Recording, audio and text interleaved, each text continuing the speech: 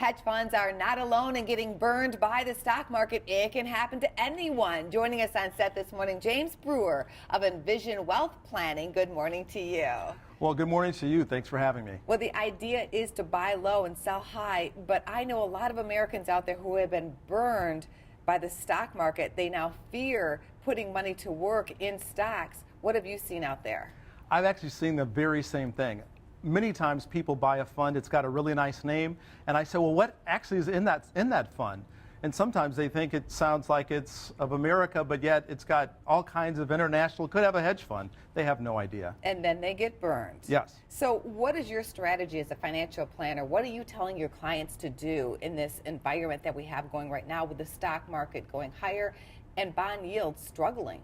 Well, one of the things I tell everyone is, first, let's figure out how much money you need at the end of the rainbow. I use a strategy that says, let's calculate the savings, what kind of risk or asset allocation you need, and the time. Once we have that, then we can come back to figure out what should the investing strategy be. What are you telling your clients now about bonds? Because people see that as a safe haven, but there's almost no return in some cases here. I think we really like the name safe haven. But historically, if you're going to get return out of something, there's got to be some risk. But the question should be, where should your risk be?